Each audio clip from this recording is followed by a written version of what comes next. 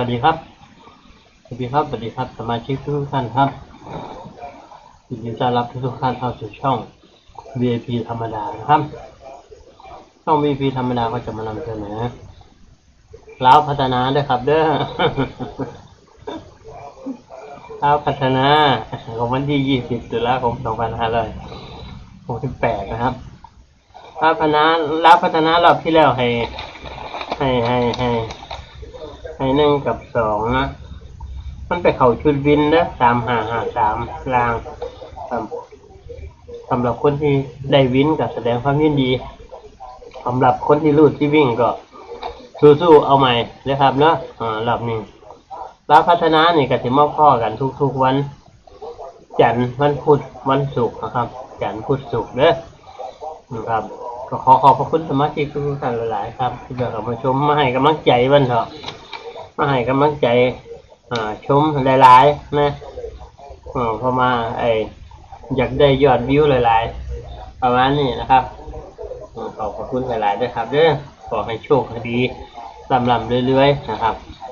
แล้วพัฒนาออก20:25 นาทีนี่แหละเขาก็คงผลละเขาจะเลิกบอกจะ20:00นี่แหละเป็นต้นไปนะครับขอบคุณสมาชิกทุกท่านนะครับเอาวันนี้ไม่อย่างกับมาเบิ่งกันมาเบิ่งกันนะครับเด้อให้กำลังใจกันนะครับแล้วพัฒนาเมื่อนี้วันที่20เนาะ20 ตุลาคมเด้อครับเด้อ2568แล้วพัฒนาของที่ออก20:30เกือบนั่นแหละเขาก็คงผลแล้วล่ะนี่นะครับเด่นอย่างจะแล้วนี่แหละนี่เด่นมันใกล้ๆกันในตรงนี้ตัวนี้ที่เห็น5 กับ 6 7 8 0 1 2นะครับเด้อกับมุ้งเด่นนะครับเด้อกับ 6เดี๋ยวหยิบมาเน้นให้ขอเลือกเอาตัวเด่นก่อน60นะ60 61 62นะครับคำมัน5มาก็50 51 52ส่วนตัวร้องนี่ก็67เด้อ68ตัวน้อยๆลงมา57 58ครับชุดวินก็สิเป็น0 1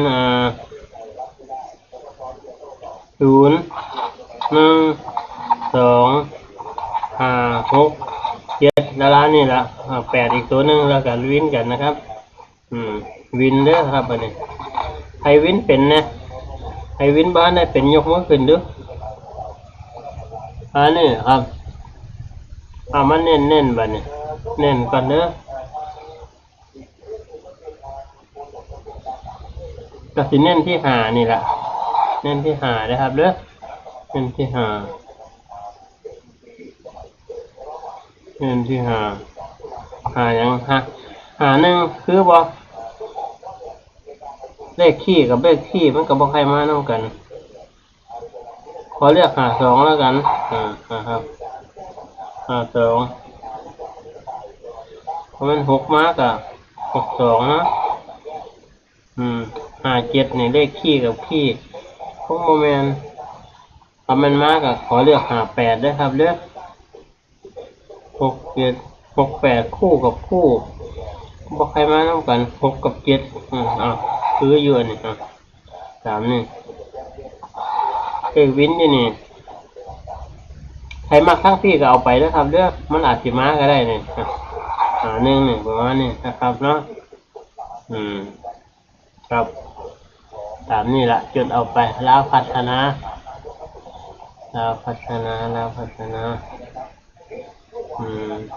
เก็บเอาไปวงกลมก็คือเด่นนะครับเด้อวงกลมก็คือเด่นขอเน้น62นะ52 51 58ก็งาม67ก็งามครับ ตัวน้อยๆที่เห็นบ่ล่ะครับตามนี่ละครับโอเคอ่ขอแคปหน้าจอจะเข้ากันถ่ายภาพหน้าจอจะเข้ากันคร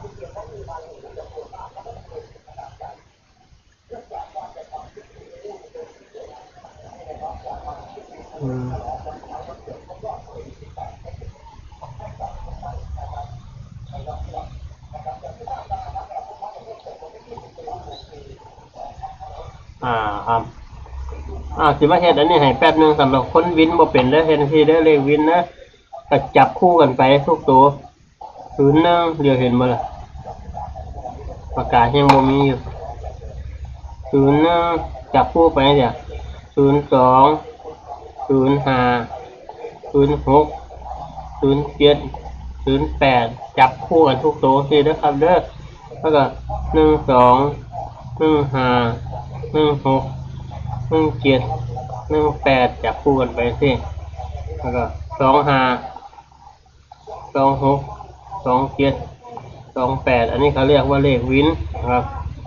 56 57 58แล้วก็67 68 78ใครมักเบิ้ลกับ00น้ำ11น้ำ22น้ำ5น้ำ6น้ำ7น้ำ8น้ำนี่เลือกเบิ้ลพอเขาวินแล้วเขาก็หาเด่นมาเนี่ยสมมติว่าเขามัก2จ้ะเขาก็เอาเฉพาะ2เอาเฉพาะกลุ่ม2อันนี้วงผิดเนี่ยวงผิดเอาเฉพาะกลุ่ม2เด้ออย่างเงี้ยสมมติว่าเขามัก2เขามัก1เขาก็เอาเฉพาะกลุ่ม1อย่างอันนี้เขาเอิ้นวินวิธีเลือกว่าสมมติว่าไปพ่อช่องอื่นเขาเอาจะขึ้นมาลูกขึ้นมาไม่ได้เดี๋ยววนทั้งเลยกล่องซูนมันเราได้อะไรเลย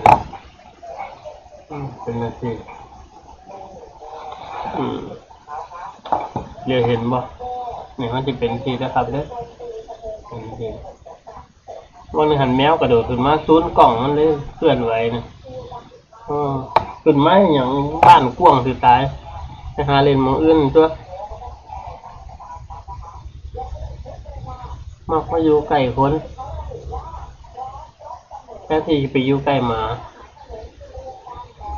แล้วกับมาถือกันอยู่เสมอตักจังสิแล้วเด้อครับเด้อสมมติว่าไปพ่อช่องอื่นเขาเด่น6เสียเขาก็เฉพาะ6 06 16 26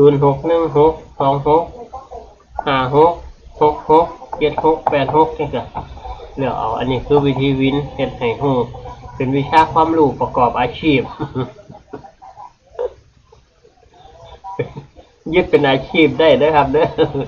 สมมุติว่าคนมีโชคมีดวงดังนี้มันน่ะใครบ่มีโชคบ่มีดวงทั้งนี้อย่ามาเอาอันนี้เป็นอาชีพเด้อรุ่นไปรับจ้างเกี่ยวข้าวน่ะเป็นอาชีพอันนี้ขอบพระคุณหลายๆตามนี้ก่อนนะขอพระคุณ